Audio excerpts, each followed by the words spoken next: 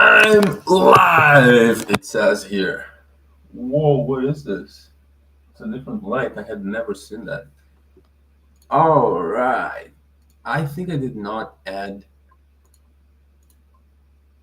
How do I edit? Details, customization. Oh, here, thumbnail. No, I don't want to upload a thumbnail. Shit. I need to take a picture because I know the thumbnail is weird. Come on, what do I do here? You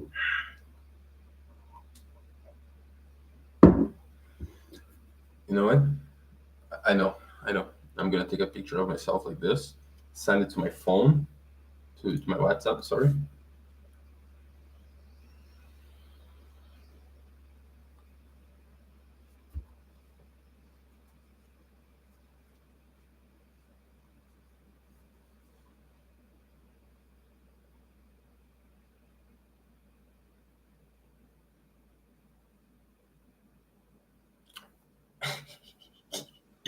Okay, now I go on WhatsApp. Now I can download it. Download the picture, I mean. Save. Downloads, whatever. And now I can set edit, thumbnail, WhatsApp image. Ha! There we go. Cool. Now I have a proper thumbnail.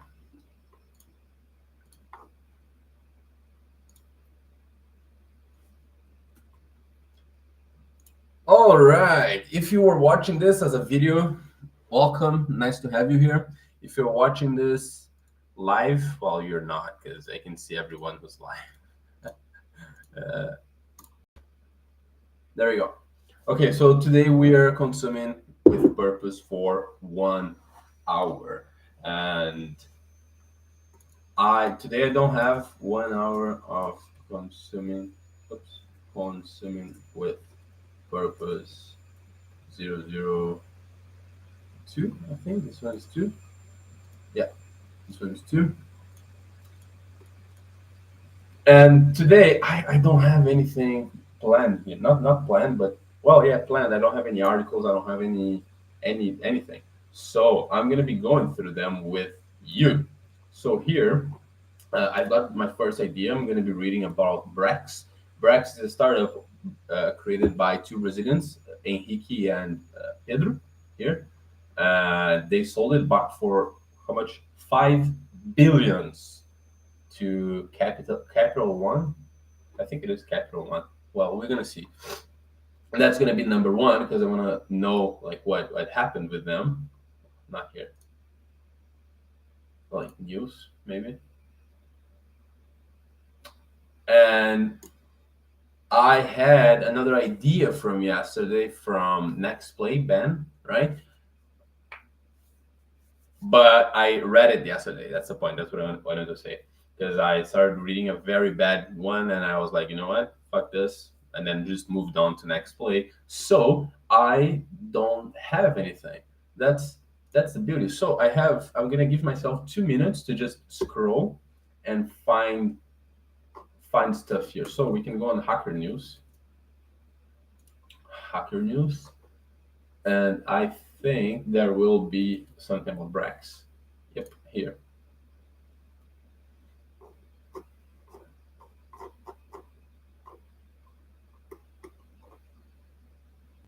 No, I wanted to read about the story of Brax or like anything. You know what? We are in the middle of the most. Why am I reading news? Mm, we're gonna do this. So Brax just got acquired by Capital One for five billion. Uh, I want to know more about the company, its founders, its trajectory, and anything else you might find interesting to disclose, not disclose, but interesting to share about them. Uh,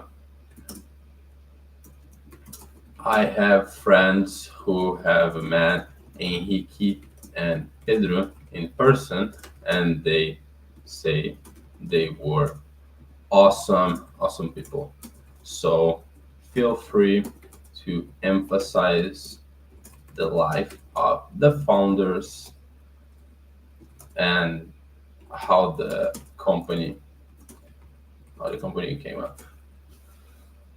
And let's use Opus. No need to use Opus. All right, say hi. Can I pin? Let's pin message.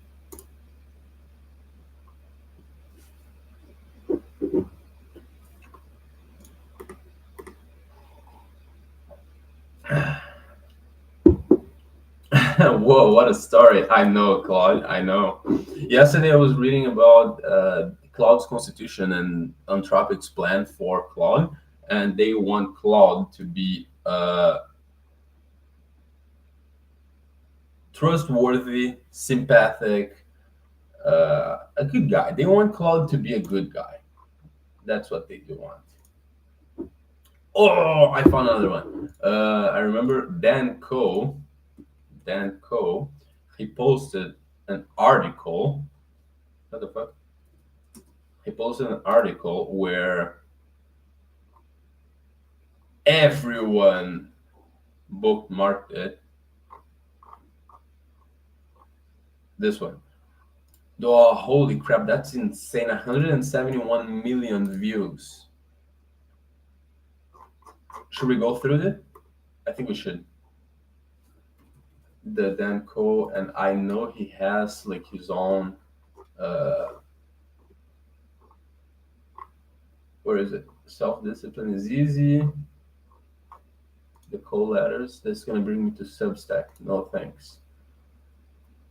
How to fix your entire life in one day. Yeah, because I know, you see, he posted this on Twitter, X, I mean, on January 12th. And but he actually wrote it on December 23, or probably before he posted on 23. So I started to read it, and it's quite different from like both. I think it's different just the beginning because he had to adapt, because one says about starting on this next year, and then this one because it was posted in 2026 he had to adapt the text. But anyways, yeah, here do this before 2026. But let's go through this one too. And what's the last one? Clay. Can we read anything about Clay? Let's see if I find something here. Something interesting.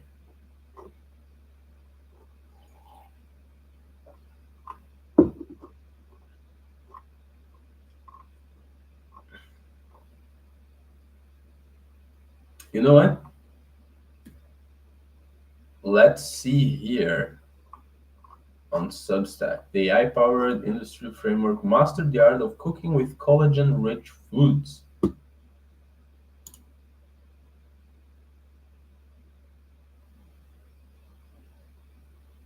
Simply eating cuts of meat with bone and connective tissue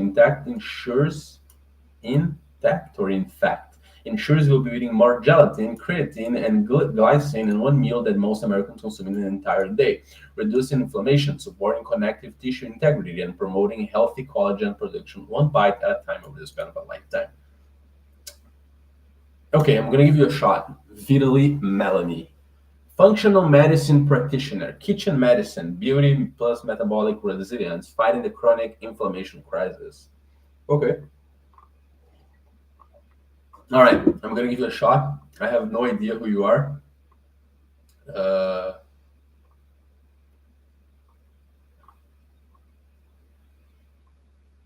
Come on, where is it? You don't have it?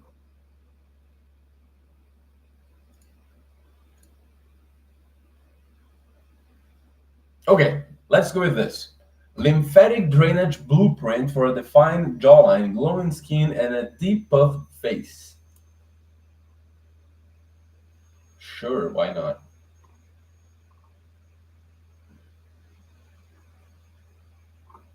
Okay, so we have our three readings of today. Number one, we're gonna start with Brax. Uh, Brax, Brax acquisition.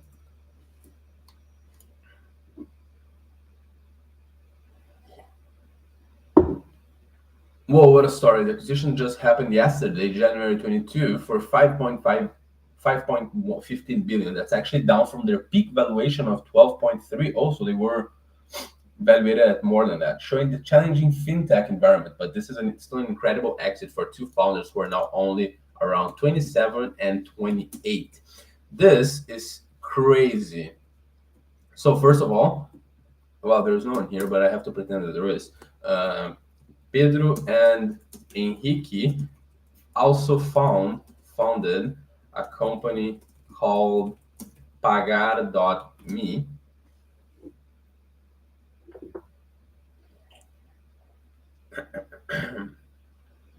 Let me do something because I realized I can't get the transcription from YouTube, and I would like to use the live streams as content for like posts and stuff. So I'm gonna record my voice here, and whenever I finish this, I'm just gonna transform into post.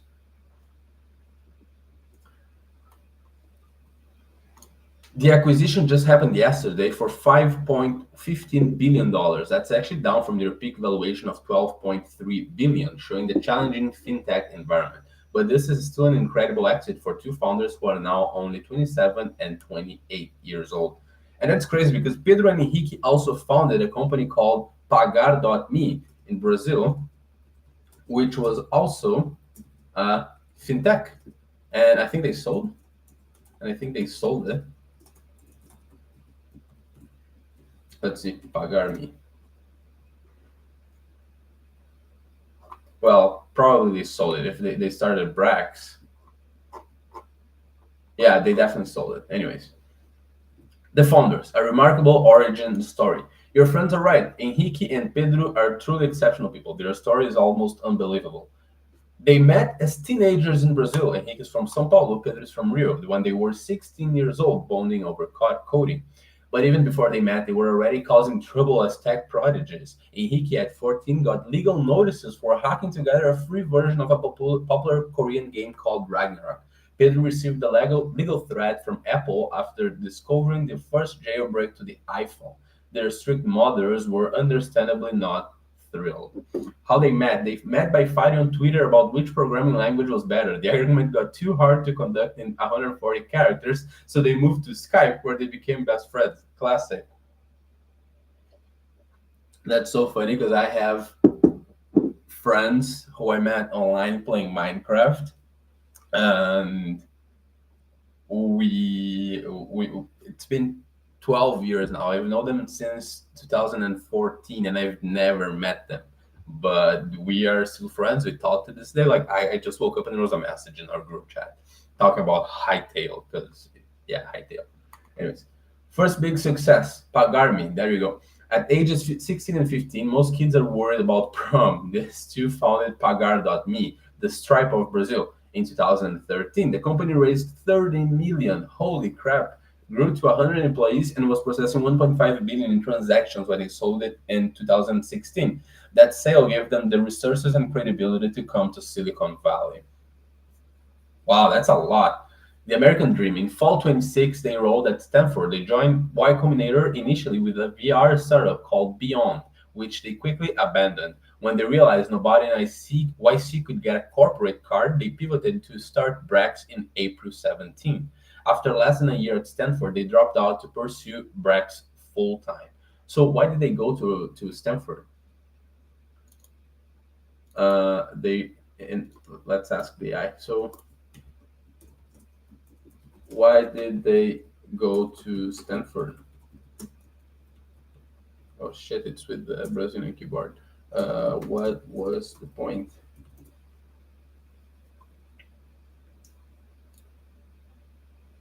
It's a bit ironic given how quickly they dropped, but there were actually some very specific reasons. Access to Silicon Valley's network, of course. After selling Pagar, they said, we wanted to come to Silicon Valley to build stuff because everything here seemed so big and so cool. Brazil's tech ecosystem, while growing, they didn't have the same density of venture capital. Yep, of course. It's comparing Brazil with Silicon Valley. It's like comparing, yeah. Huh.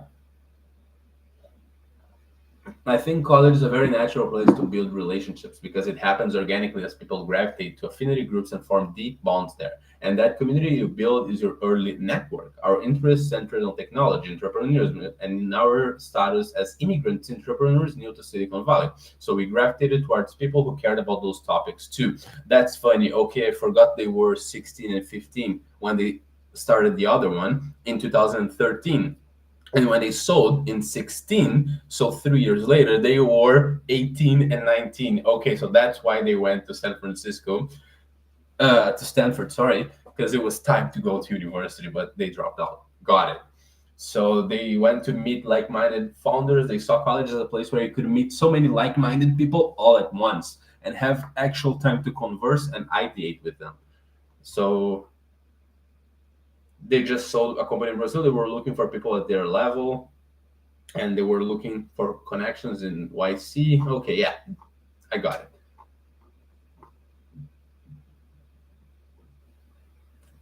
In fall 2016, they enrolled at Stanford. They joined Y Combinator initially. Okay, I just read this. The genius of Brax was that Dubruggas and Franceschi experienced firsthand the frustration of trying to get a a corporate credit card as startup founders. Traditional banks saw startups as too risky. Brax flipped the model. Instead of using personal credit scores, they used real-time business data like cash balance and revenue to underwrite credit, offering limits 10 to 20 times higher than traditional banks with no personal guarantee required. The hypergrowth phase. The early success was staggering. By October 18, at age 22, they announced a 125 million Series C at a 1.1 billion valuation, making them unicorn founders before they could legally rent a car. What do you mean? That's crazy. The company scaled from zero to a hundred million in annual recurring revenue in just 16 months. Wow. Like many fintechs, Brax hit headwinds in 22 when interest rates rose. In 22, Brax made the unpopular decision to stop serving small, unregistered businesses to focus on venture-backed and mid-market companies. This showed real maturity, choosing focus over trying to serve everyone. Under what Henrique calls Brax 3.0 and founder mode, the company has been crushing it. In 2024, revenue growth accelerated almost 3x. Net revenue retention increased more than 15 points, while burn rate decreased almost 70%. The company grew from serving mostly startups to counting more than 150 publicly traded companies, including Robinhood, Arm, Wiz, and Anthropic, among their customers by 25. What makes them special? Henrique is described as the storyteller, energetic, articulate, driven by vision, while Pedro is the builder, methodical, technical, and calm under pressure. You know what's funny? I saw someone saying that Ramp won the race. Like I have no idea what's the difference, what each one does, and like what's the competition there. I know Ramp is also like credit card, but I don't know if it's credit card for uh, startups. So I'm gonna be asking here too. Oh shit.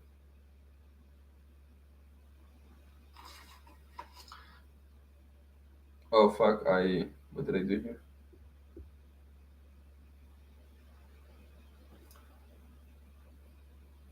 They built Brax with a philosophy of solving real problems they personally experienced, not chasing trends. They built their credit card processing system entirely from scratch rather than using third-party legacy technology, giving them unprecedented control and flexibility. Control and flexibility. Now, with the Capital One acquisition, Brax pioneered the melding of corporate cards, banking, and spend management software and has taken the rarest of journeys for a fintech, building a vertically integrated platform from the bottom of the tech stack to the top, according to Capital One CEO Richard Fairbank. The deal brings together Bragg's innovative technology with Capital One's massive scale and resources. For two founders who started coding as kids in Brazil to escape strict parents, built and sold their first company as teenagers, dropped out of Stanford, and built a company now serving 25,000 businesses globally, all before turning to 30. Holy fuck, what's happening? Wait, I don't have water. It's an absolutely remarkable journey, and the best part, they never wanted to be serial entrepreneurs. Their dream was always to build one company and work on it for like 30 years. Now they'll get to do that as part of Capital One. Lie. That's a lie. Like if you build one company, you sold it, then you build another company, and now you sold it again, you are not gonna be there for like 30 years. I saw on X that Pedro or Henrique or whatever said something that they are still in founder mode, but I want to see how long that's gonna last. So Mike, let's ask. I saw someone saying that ramp one were on because Brax was sold, which gives não. Caralho, essa hora aqui eu não consigo gravar, meu porra. Aqui. One because Brax was sold. The post was emphasizing how Ramp was built 2 years after Brax, and they still managed to win the market somehow. Can you explain this competition? Okay, I'm gonna go get some water. I will be right back.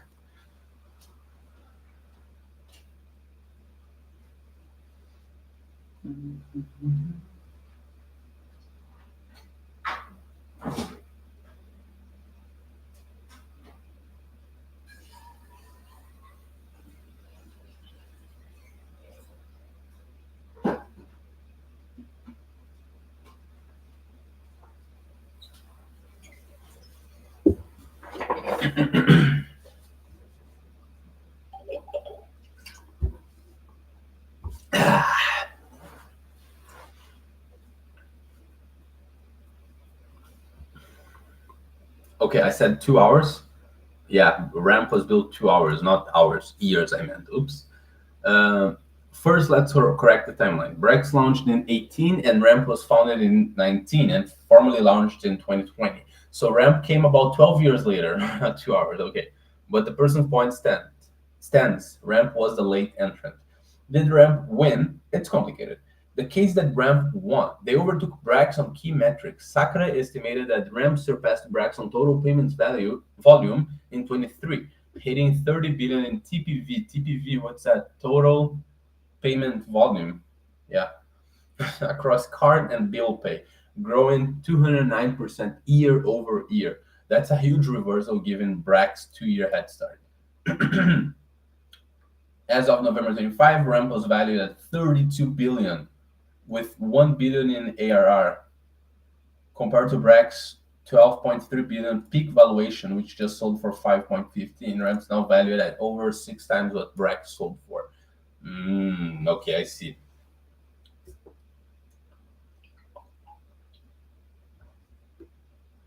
While Brax was dealing with restructuring and burning $22 million per month.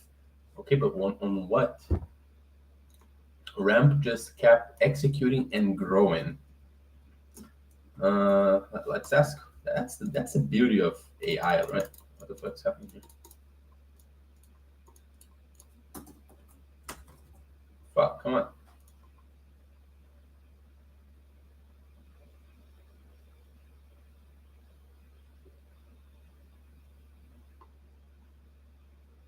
Okay. I want to know what we want to know. Why did Ramp? No. How was Brax burning 22 million a month? And what do you mean Ramp just kept executing? They didn't have high expenses too.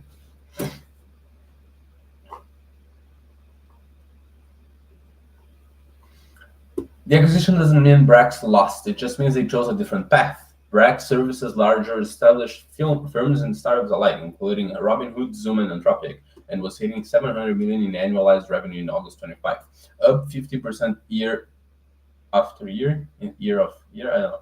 That's still a massive successful business that just got acquired for over. Okay, yeah, I understand that it's a successful business, but I'm talking about winning the market and the competition here.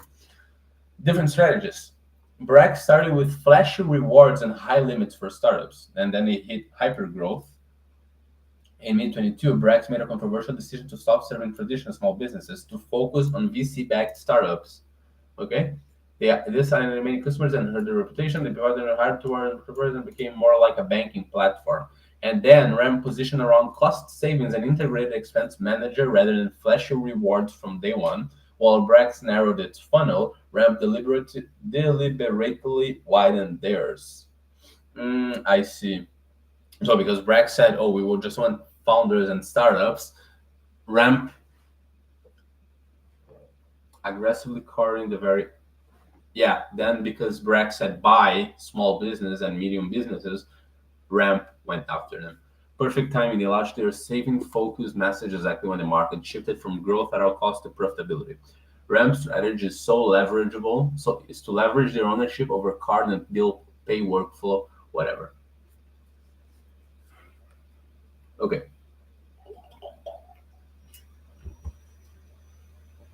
So did Ramp win? If you measure winning by independent valuation, yes, Ramp is now worth 32 billion versus Brax. Market momentum, yes, Ramp has been growing faster recently. Strategic positioning, yes, they're better positioned for the current buy. Okay, so Ramp won. Got it. But Brax's founders are now 27 and 20 years old, just got a 5 plus billion exit and get to work on the problem they love at massive scale with Capital One resources. That's not exactly losing. Oh, I have another question here. Uh, if they sold the company for 5.15 billion, how much would you say came to their pocket? Because that's something I wanted to know, and investors and employees, etc.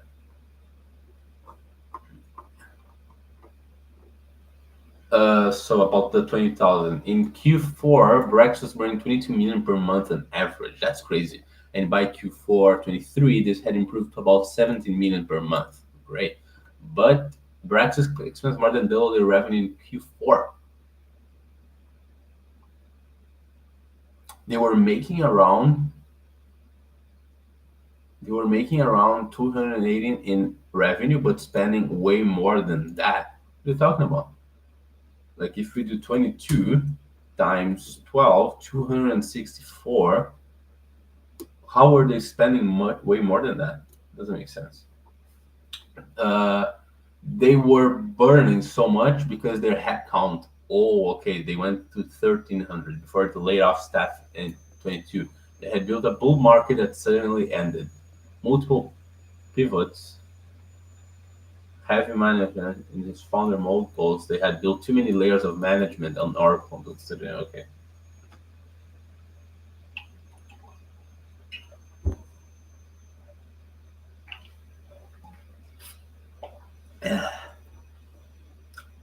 Ram achieved, oh wow, 300 million in RR with 500 employees. Yeah, crazy. Okay, how much? Let's see. Let me search for more specific information about founder ownership and typical dilution patterns. Okay, I don't have the exact ownership percentages, but I can give you a well-informed estimate based on how the funding's history and typical venture capital dilution patterns. So Series A, no, total funding raised. Brex raised a total of 1.2 billion over 11 funding rounds. Holy. Series A, 7 million. Series B, 57 million. Series C, 375 million. Series D, 425. Series D, 300 million.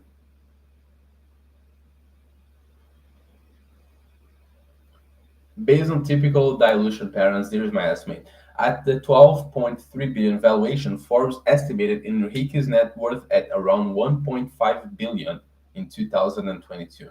And since they're co-founders who seem to have equal stakes, Pedro likely had similar ownership. If they each own 12 to 15% at the peak valuation, that would be 1.5 each. But at the 5.15 billion exit price, their stakes would be worth approximately 600 million each. Okay. However, there is an important caveat. Founders often sell some shares in secondary sales. Brex mentioned they may offer a secondary sale at some point, so shareholders who want to cash in can do so before going public, though it's unclear if this happened. Well, if it happened, people would know. Early stakeholders like yada yada yada in the neighborhood of 700. Oh, it multiplied somewhere in the neighborhood of 700 fold. I think that means like times. If they invested 7 million in Series A and it turned into 700x, that's 4.9 billion.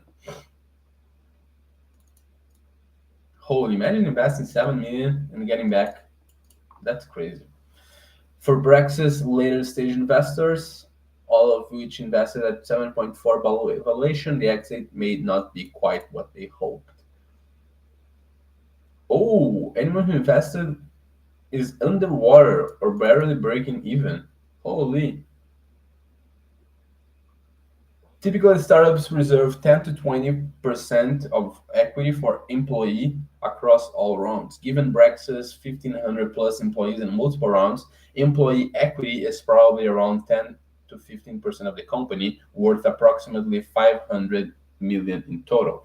However, this doesn't go to employees equally. Early employees with fully vested stock options could make life-changing money from $1 million to 10 million. Well, $1 million. That's not life-changing money, but anyways. Well, it's good money. It's good money, yeah. Mid-stage employees might see, yeah, like that's just crazy. Depends on how you see, right? If you, well, anyways, yeah, it's good money. What I'm talking about.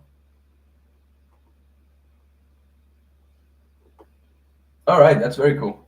That's very cool. Congrats to Pedro and Henrique for reaching 600 million. For netting, I mean, for putting in their pocket.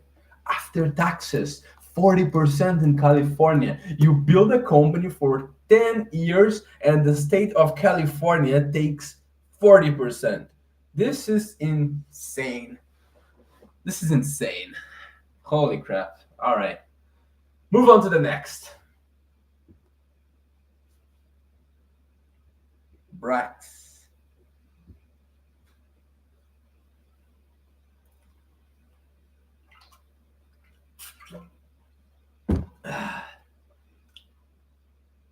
What's the next here?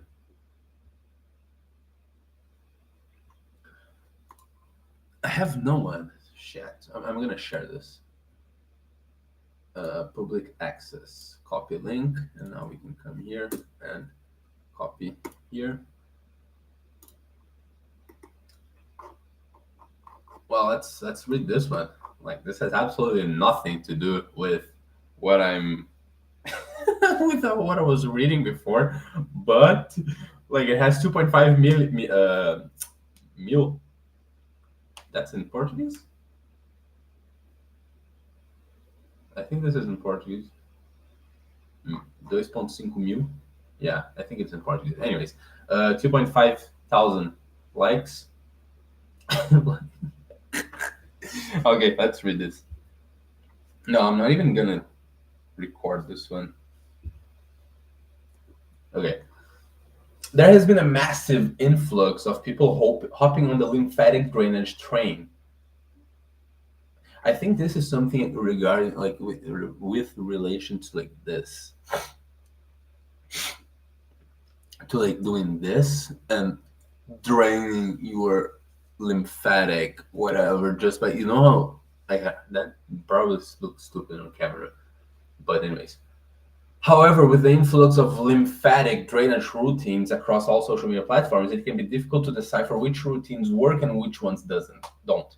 Although I do plan on posting some of my favorite manual lymphatic drainage routines, I want to provide you with the blueprint for understanding the key aspects involved in curating a good routine so you can ignore the noise and do what works best, both anatomically and individually.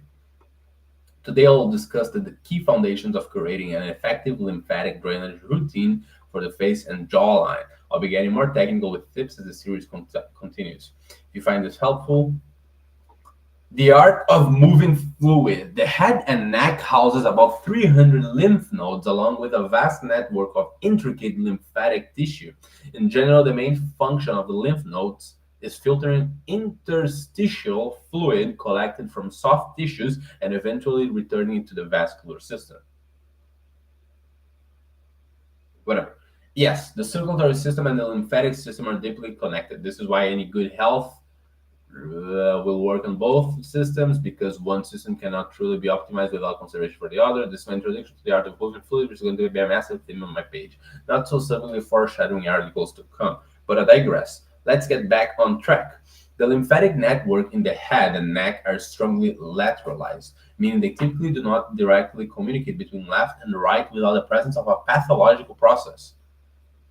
The lymphatic networks in the head and neck, they are lateralized, so they don't talk to each other, basically. Okay, the right side of the neck and face eventually drains into the right lymphatic duct, the left side of the face into the thoracic duct. What are you talking about? Both of these ducts drain into venous circulation via the subclavian veins that are located around underneath our collarbones.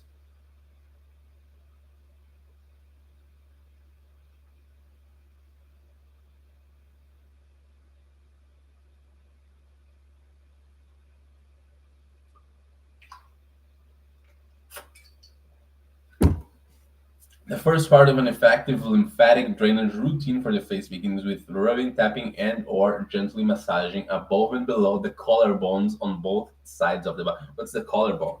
Collarbone. Oh, this the clavicular. Collarbone. That's collarbone in English. Clavicle. Okay, that's probably like the common name. 37 minutes in. Fuck. Okay.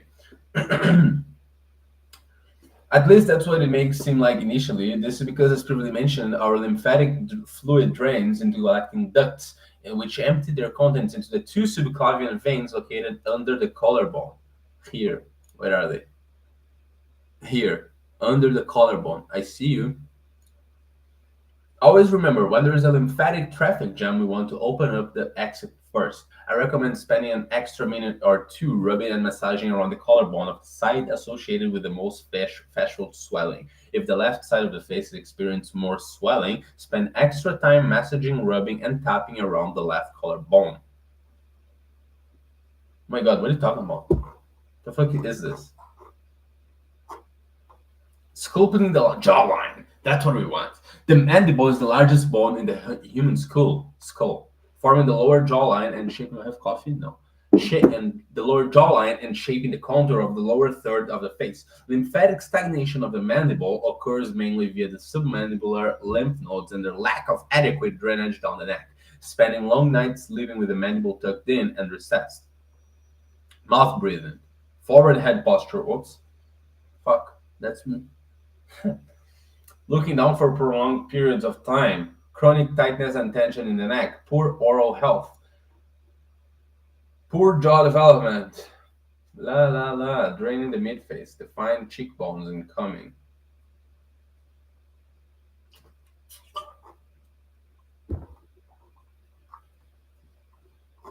Okay, this was okay.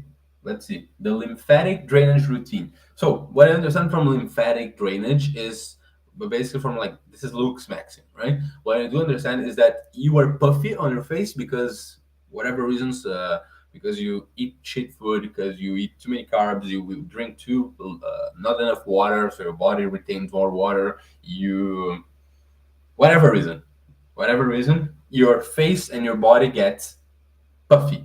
And this whole lymphatic drainage routine is a way to get unpuffy. Let's see what's her routine. 2 minutes rubbing, tapping gently, massaging above and below the collarbones.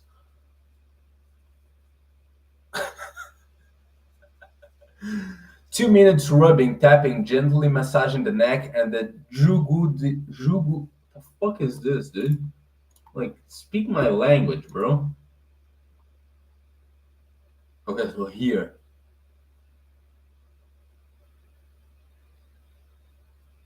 All right. Option to include the ears in this step. Okay.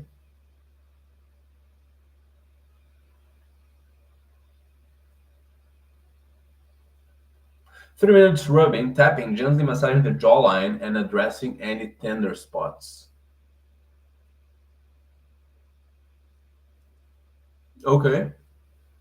4 minutes focusing on the face, gently tapping the entire face and then proceeding to focus on draining key areas of concern under eyes, cheek, chin slash lower jaw. 2 minute massaging the scalp. Okay. Does this work? 2 minute full body movement to further encourage from the neck down and through the entire body. Awesome.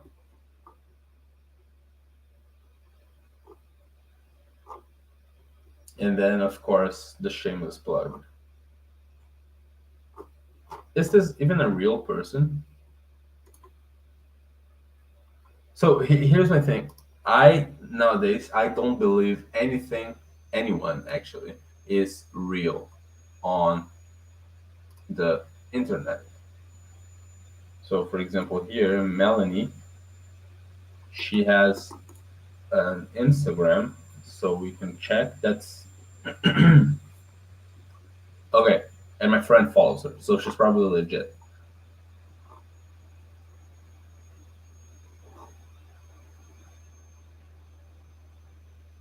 Okay, yeah, she's legit. Like there's a bunch of videos of her. How long she's been posting? Not 98, and is this from 2021? Okay, this woman is legit. She's been around since before the AI era. All right.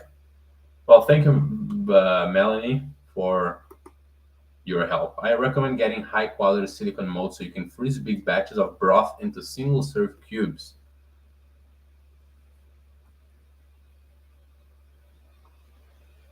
All right.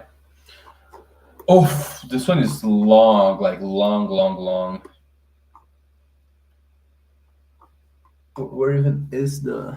It's here,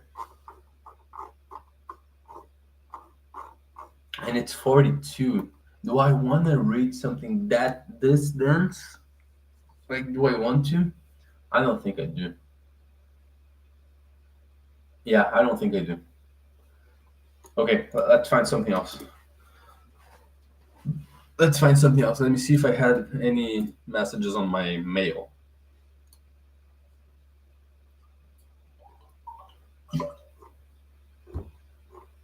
Or maybe here.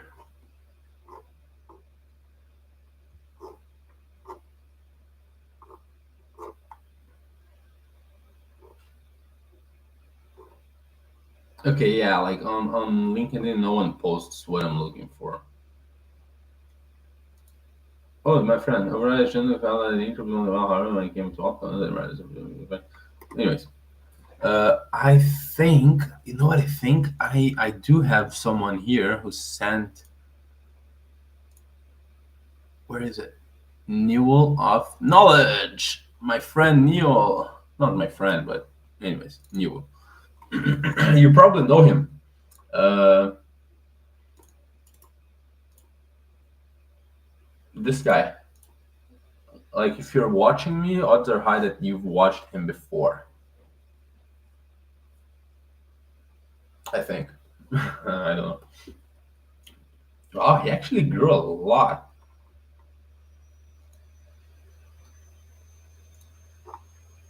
Damn, that's crazy. I started following this guy like when? More than a year ago, probably. Because I remember it was a video of him in Spain with his buddy.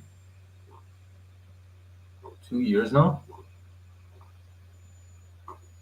Where is it? Here. This one. I met him here.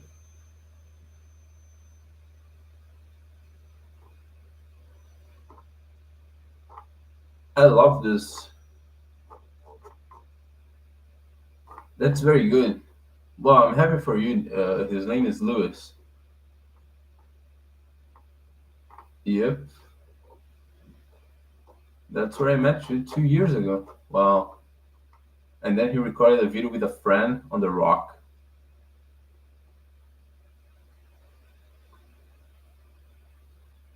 Okay, I have 15 minutes. Let's use the 15 minutes with purpose. Okay, so Neil of knowledge.com. Oh, he might be on Substack. Let me follow him. Explore. Neil of. Nope. What?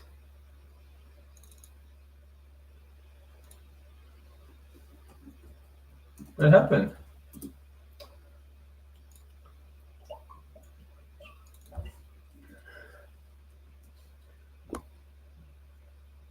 Newellofknowledge.com. What did I access? Newell of knowledge. Newell of knowledge. Like, what the hell? Isn't that the exact same shit?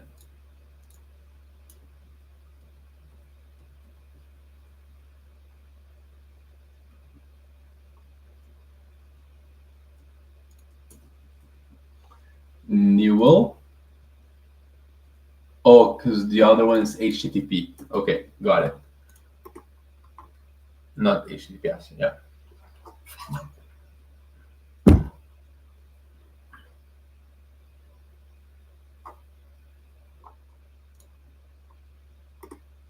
Let's see.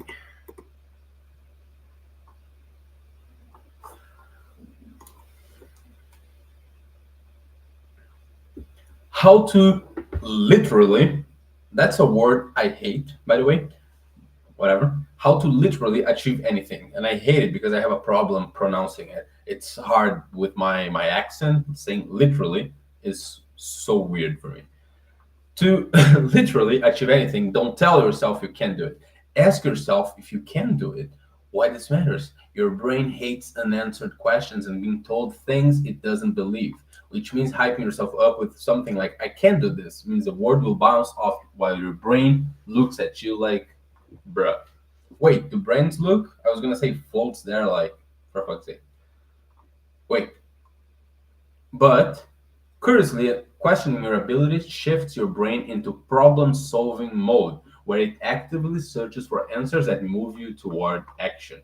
So you're telling me that instead of saying that I can do it, I should be asking if I can do it. Because if I ask, can I do it? Then my brain's gonna be like, oh yeah, but you know X, you don't do, you know this, you know that, but you don't know this. And then you can build the mental model, let's say. Oh, one person. Hey friend, I'm almost wrapping up here. I just read two articles. I read, well, the first one was, I sent in the chat, was about Brax. Victor! E aí, meu, tranquilo? Velho, eu tô fazendo, qual que é o título mesmo? O título é One Hour of Consuming with Purpose, this is day 2. Eu tô fazendo isso todo dia, na real, já tem 3 dias, o primeiro eu não gravei, mas eu tô lendo diferentes artigos, artigos, newsletter, blog, talvez no futuro livros, conversando com IA sobre assuntos específicos. Ontem, o que eu li ontem? Ontem foi um bem bosta. Foram 2 bem bosta. Ontem não foi um bom dia. Mas eu li uma newsletter aqui, Next Play, e esse aqui foi excelente.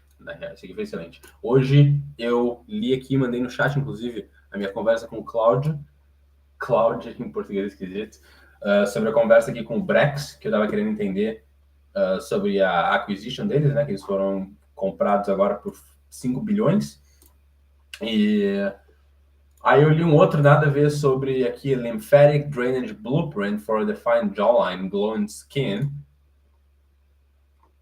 Enfim, isso aqui foi muito aleatório. E agora eu tô aqui lendo How to Literally Achieve Anything by Newell of Knowledge. Talvez, com base no conteúdo que eu sei que tu assiste, talvez tu conheça esse cara. Lewis Course, sei lá, enfim. Não conhecia a companhia muito bem, eu tinha ouvido falar, mas não sabia nada. Cara, o Brex, ele basicamente, eles dão... é uma startup de corporate business cards. Então, basicamente, eles perceberam quando eles foram para... Primeiro de tudo, o Pedro e o Henrique, eles fundaram a Pagar.me, lá no Brasil, no caso, e quando eles tinham 15 e 16 anos. E venderam por 1,3 milhões, se eu não me engano, em 2016. Quando eles tinham 18 e 19, eles se mudaram para Stanford para estudar não sei o quê, e aí droparam da universidade depois de um ano. Não, por aí, sei lá, para começar então uma startup de VR. Eles entraram na Y Combinator, mas droparam porque não gostaram. Enquanto eles estavam na Y Combinator, perceberam que todos os founders tinham problema de conseguir cartão de crédito corporativo. E aí... cartão de crédito? Corporate Business Cards. E aí, então, com base nisso, eles então começaram uma fintech que provê corporate business cards for startups. E aí, enfim, fizeram um monte de decisões aí. Em 2022, eles decidiram, então, que ia ser só para venture-backed startups, porque por muito tempo, desde que eles começaram, eles estavam focando em SMBs e startups. SMB é Small SMB meaning. Eu acho que SMB é Small and Medium Business, Size Business. E aí, em 2022, então, eles cortaram SMBs e focaram só em venture-backed startups. Deixa eu ver se eu acho. Enfim, whatever. E aí, o peak deles, o máximo da valuation foi 12,3 bilhões, e aí venderam agora por 5,5 bi para uma... eu devia ter perguntado aqui o que é essa tal de Capital One, mas essencialmente eles meio que perderam o jogo para Ramp, que a Ramp faz exatamente a mesma coisa, eles provêm corporate business cards para... começaram como startups e SMBs, e aí quando o Brex decidiu, não, acabamos com os SMBs, em 2022, foi quando a valuation deles começou a descer, e aí o Ramp, como é que fala em português? Eles bateram na tecla, não, eles double down. Enfim, eles aproveitaram a oportunidade e aí entraram com tudo nesse ramo de SMBs, e aí então hoje o Ramp tá com uma valuation de 32 bilhões. Aqui. Independent valuation, yes, Ramp is now worth 32 billion and Brex sold for 5.15. Ramp has been growing faster and they're better positioned for the current market. Então, não que eles perderam, né? Mas eles só não ganharam. Eles são o número 2, enfim. E aí aqui, como tu pode ver, eu queria saber quanto que eles ganharam, os dois como founders, de uma startup, uma companhia de 5,15 bilhões, que vendeu por 5,15 bilhões, queria saber quanto eles botaram no bolso. E aqui eles levaram, cadê? Acho que foi 700 milhões. Aqui, ó. Porque eles eram co-founders, então cada um tinha metade da empresa, né? Aí quanto mais, não sei se tu tá ligado como funciona esse mundo de startup, mas basicamente cada vez que tu levanta mais investimento, os investidores levam uma porcentagem do teu business, e aí quanto mais dinheiro tu pega de private equity, mais porcentagem tu perde como o founder, digamos assim, e aí tem uma porcentagem, tem lá uma regra aqui, de 10 a 20% é para employees, aí 15 a 20 vai para os founders e o resto é para venture capital, investidores, né? Então aqui, por exemplo, if they each owned, aqui ó, 15%, that would be 1.5, but at this exit price, their stakes would be worth approximately 600 to 700 million each. Então, aí os caras venderam por 1,5, por 5,15, mas levaram para o bolso 600 milhões. O que não é ruim, né? Não é ruim. Mas tem um caveat. Tem um porém. Aqui, ó, na Califórnia, tem 40% de imposto. 40% de imposto. Então, cada um levou 360 a 450 milhões.